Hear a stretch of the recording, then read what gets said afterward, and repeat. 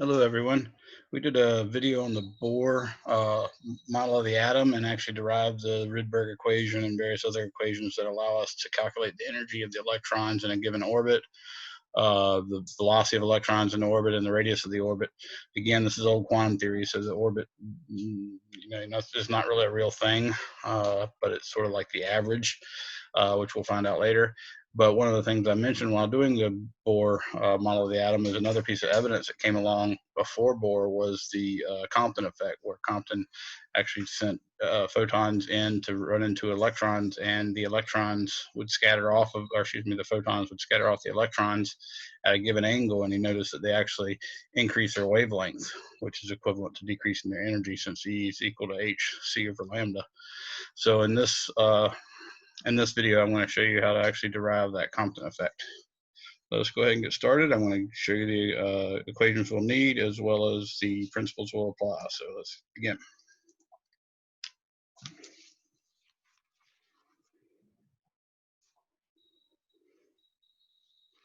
So our collision situation is this. You have a photon,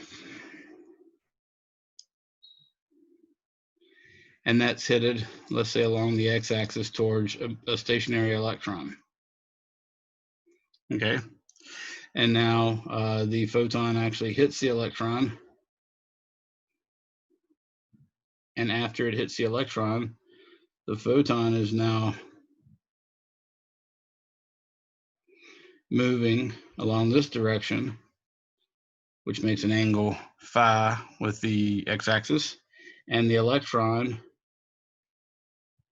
is actually moving at this direction, and it makes an angle theta. This electron has momentum PE, which we can say is given by gamma m sub E times V. And this electron over here, this photon over here, has a momentum given by P is equal to H, and that's P final is equal to H over lambda final, whereas initially we had P is just equal to H over lambda. So I'm calling lambda the initial wavelength and lambda final the final wavelength. What we're going to make use of is some relativistic equations, because obviously when you're dealing with a photon, it's traveling at the speed of light, so relativity has to be used. And if it's going fast enough, of course, the electron could actually move off at a fast pace, and therefore might need to be used as well. So we're just going to use relativity, and relativity says that the square of the energy is equal to P squared C squared plus M squared C to the fourth. And we know that P, according to relativity, is gamma times mv, where gamma is equal to 1 over the square root 1 minus v squared over c squared. So we're going to use that. And the final, or a couple other things we're going to use, is the kinetic energy according to relativity is gamma minus 1 times mc squared. And of course, the energy is also equal to gamma mc squared. So those are all equations we'll make use of. Now, first, I'm going to conserve conserve linear momentum.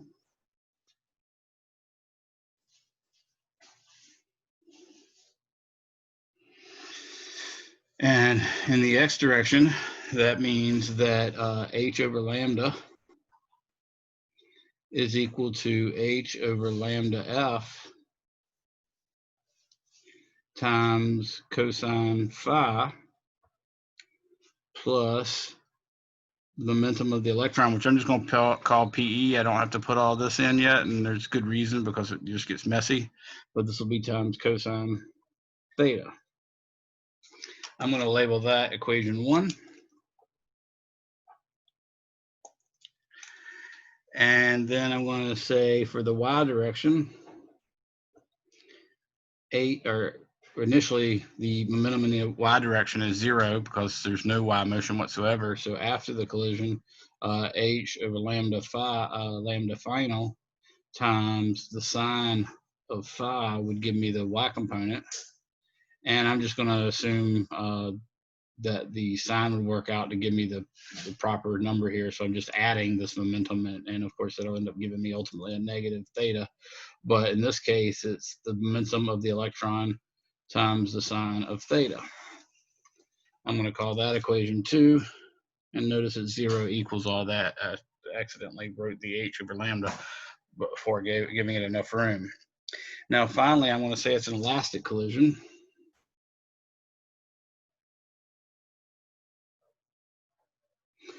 That means kinetic energy is equal to a constant. So in our case, what that means is E squared is equal to P squared C squared plus M squared C to the fourth. For a photon, M is 0, so M squared C to the fourth is still going to be 0. So E is just P times C. And that's basically the total energy and therefore the kinetic energy of the photon. So I could just take E equals PC, which I will make use of later. But right now I'm going to take Planck's hypothesis, which remember Planck came up with 2 versions. And he, of course, put an integer in front of it, but I'm just taking the case for n equal 1. He said E equals HF, but if you use the fact that the speed of a wave at the speed of light is lambda times F, you can also say E is equal to HC over lambda. So I'm going to use that version. So in this case, I'm going to say that HC over lambda, and that's the initial kinetic energy, is equal to HC over lambda final plus the kinetic energy of the actual electron, which is going to be gamma minus 1 times m sub e c squared. That's going to be equation 3. Okay. Now that I have all that, I'm probably going to make use of some of the other equations, so I'll go ahead and number those. I'm going to call this equation 4. I'm going to call this equation 5. And I'll call this equation 6. And those, I think, are the ones I'm really going to probably make use of. If not, I'll refer to them later and give them another number. So now our ideal goal here is to find how lambda final is related to a lambda initial, and specifically the Compton equation involves this angle of deflection, phi. So I really want it only in terms of that and other physical constants that I know. So my attempt to solve this is actually, it's quite complicated until you find a nice little trick. So the nice little trick I found is if I solve this for PE cosine theta and this for PE sine theta, and then add square them and add them together, I get some really nice results. So I'm first going to take number 1, and that's going to give me that PE cosine theta is actually equal to h over lambda minus h over lambda final times cosine phi. And I'm going to call this equation 1 prime. And now I'm going to take equation 2, and that's going to give me PE sine theta is equal to negative h over lambda final sine phi. And I'm going to call this equation 2 prime. So we now have 2 new equations that can be helpful. Now to do this, now I'm going to pull the trick. I'm going to actually take the 1 prime squared and add it to the 2 prime squared, and I think you can see what happens with the left-hand side of these. I'm going to get a PE sine squared theta and a PE cosine squared theta, and I'll make use of the fact that sine squared plus cosine squared is equal to 1. So let's say 1 prime squared plus 2 prime squared is going to give me this. I'll say PE squared cosine squared theta plus PE squared sine squared theta is equal to, now I've got to do the other part, which of course this is going to become h over lambda squared minus 2h squared over lambda final cosine phi plus h over lambda final squared cosine squared phi. And then when I square this other one, it's going to become this, which will be plus h over lambda final squared sine squared phi. So I can pull these two together and just factor out a PE squared times sine squared theta plus cosine squared theta, which of course is just 1. And I can do the same thing with this one and this one. So when I do that, I'm going to have PE squared is equal to H over lambda squared minus 2H squared over lambda final cosine phi plus H over lambda final squared. And again, I factored out the H over lambda final squared, and that left sine squared plus cosine squared, which was 1, so I didn't have to actually carry it out any further than that. So now I have this nice, neat expression. Now I can make use of equation 4. So from equation 4, I get that PE squared is actually equal to, notice it's E squared is equal to P squared C squared plus M squared C to the 4th. So P squared should be equal to E squared minus M E squared C to the 4th over C squared. And that's what I have right here is P squared. So I can just set this equal to E squared minus M sub E squared C to the 4th over C squared, like that. But we can do something further. I can actually use this expression up here to find out what E is. So if I actually solve for gamma MC squared using equation 6, then I can actually do something kind of neat. So what I'm going to do now is use equation 3 and 6. And what I will do is I'll find that HC over gamma minus, or excuse me, over lambda minus HC over lambda final plus M sub E C squared is actually equal to gamma M sub E C squared, which equals E. So now I've got an expression for E that I can plug into there. So I will call this equation right here 7. And specifically, I mean this part. And I'll call this expression right here 8. And I mean specifically this part with this part.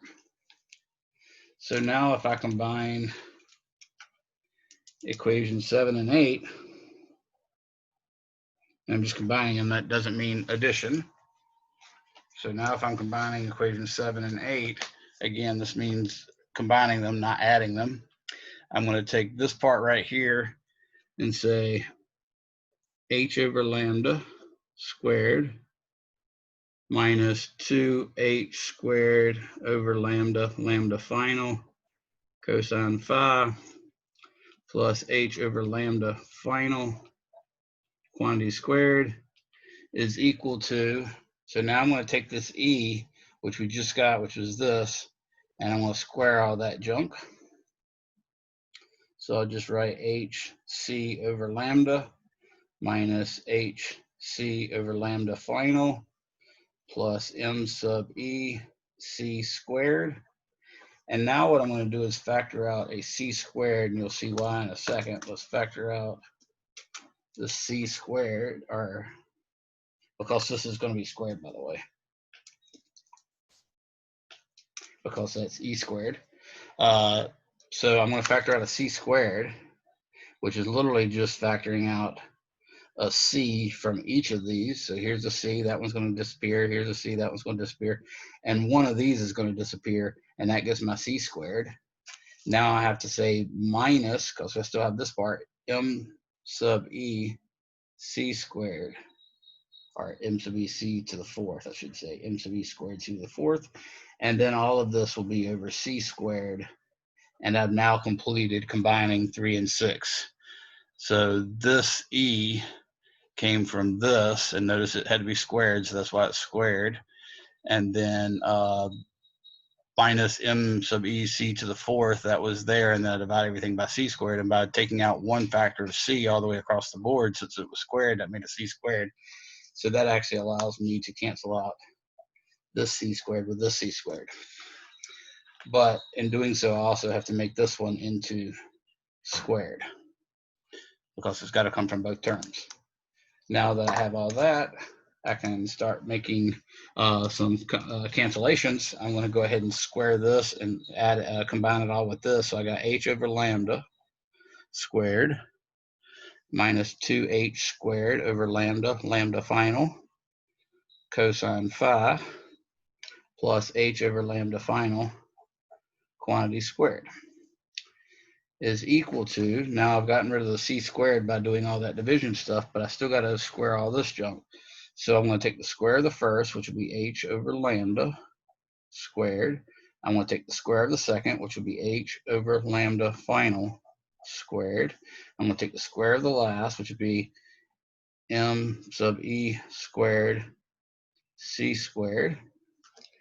And then I'm going to take 2 times the product of this and this. So it'll be minus 2h squared over lambda, lambda final, and 2 times the product of this with this, which would be plus 2h m sub e c over lambda, and then plus 2 times the product of this and this, which would be minus 2h m sub e c over lambda final. And that gets me 1 term, 2 terms, 3 terms, 4, 5, 6, 7, 8, 9 terms. So I've counted everything, minus m sub e squared c squared, which came from the term that was already there. So sorry, I got a little bit small there. But the nice thing is you can see a lot of cancellations. So this h over lambda squared is going to cancel out with this one. This h over lambda final squared is going to cancel out with this one. This me squared c squared is going to cancel out with this me squared c squared right there. And then all I have is negative 2h squared over lambda, lambda final, cosine phi is equal to negative 2h squared over lambda, lambda final. That's that one. Plus, or yeah, let's say plus 2h m sub e c times 1 over lambda minus 1 over lambda final. So now I've got quite a few things I can go ahead and cross out. So for instance, I can divide by 2h. That'll get rid of that and that. That'll get rid of that and that. And that'll get rid of both of these. And I can go ahead and make this part right here into a fraction, or actually combine like, not combine like terms, but I'm going to get a common denominator and make a one big fraction out of this. So I have to multiply this one by lambda final, this one by lambda, and then this will become lambda final minus lambda. Paper's bouncing around, so I'm making my letters worse than they normally are, over lambda times lambda final. Now that I have that in place of this fraction, you can see that in addition to those cancellations, I'm also going to get this, this, and this canceling out.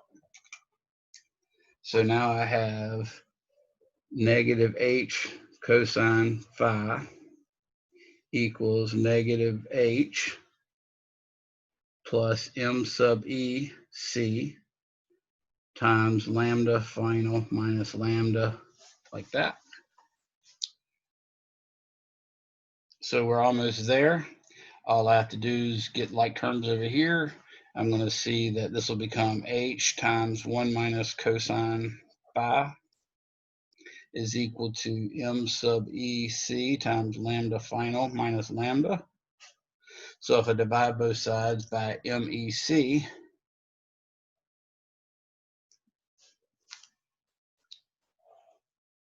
and my red pen's about to die, MEC, then I get basically h over m sub e c times 1 minus cosine phi is equal to lambda final minus lambda, or finally, lambda final is equal to lambda. Now notice the lambda comes over here, it'll be plus h over m sub e c times 1 minus cosine phi, and this is the advertised Compton effect that we discussed. So that was the derivation. Now, in order to use this, let's consider a scenario. Let's imagine a photon with lambda being 656 nanometers. So a 656 nanometer photon bombards a stationary electron. What is lambda final if A phi equals 0, B phi equals, let's say pi over 4, which of course is 45 degrees. And then finally, C phi is equal to 180 degrees, which is of course pi radians. Either of those would be acceptable. So you can tell when phi equals 0, then the cosine of 0 is in fact 1, so you get 1 minus 1. So for part A, lambda final is equal to 656. I should write this with a different marker because I just finished telling you guys that the red is dying. So lambda final is equal to 656 nanometers. In part B, of course, cosine of pi over 4 is root 2 over 2. So I'm going to compute 1 minus root 2 over 2.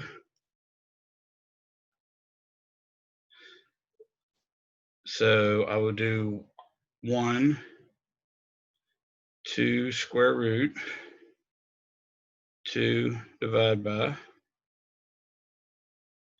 and I gotta subtract that. And now I'm going to multiply that by h over MEC. So h over MEC is 6.626 e to the negative 34. Enter. ME's mass of electrons 9.109 e to the negative 31. And c is the speed of light, which is 3e to the 8. So I'm going to multiply the me times the c, and then I'm going to divide the h by that. And that gives me 2.42 times 10 to the negative 12th.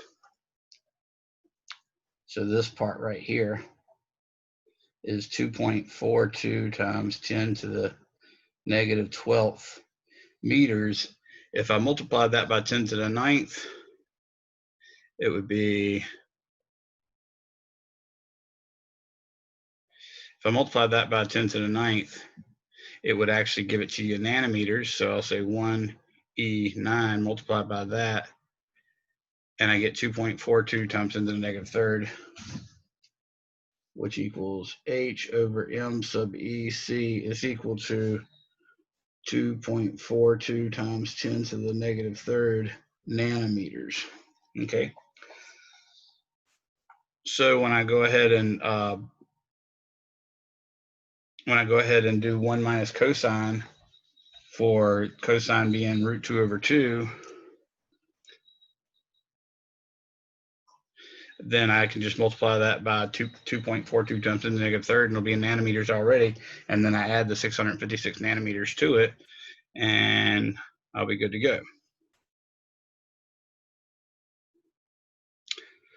So the 0.2928, that's the 1 minus root 2 over 2. I'm going to multiply that by 2.42 e to the negative 3. and I get 7.08 times 10 to the negative 4. So it's not going to be much of a change, in other words. 7.08 times 10 to the negative 4 added to 656 nanometers gives me, whoa, no.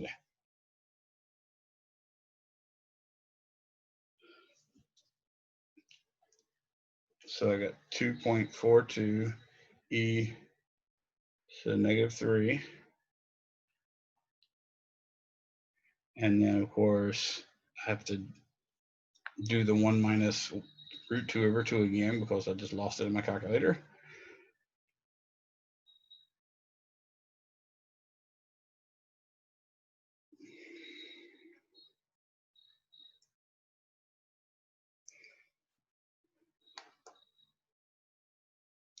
So this changes terribly to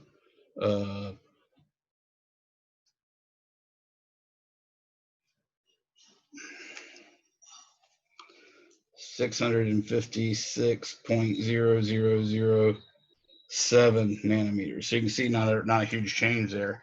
Of course, when you do C, 180, then cosine of 180, which is also cosine of pi, is actually -1. So it's literally going to be twice as big. So in that case, I'm going to add 2.42 times 10 to the negative third is going to be twice that. So it'll be 4.82 times 10 to the negative third. So for C, it'll be 656.004 nanometers. So that's how you use that equation. Again, it's not that hard to use the equation, but you see it's not that huge of a difference either when you're dealing with fairly large wavelengths for lambda initial, say. So the lambda initial was 656 nanometers. If you were dealing with a smaller wavelength, you would expect a larger increase in or decrease in or increase in the in the wavelength of the photon that's leaving. So that's our derivation of the Compton effect, and that's showing you one example of how you use it. Notice all I did each time was 1 minus the cosine of the angle. When the angle was 0, I got 1 minus 1, so there was no change.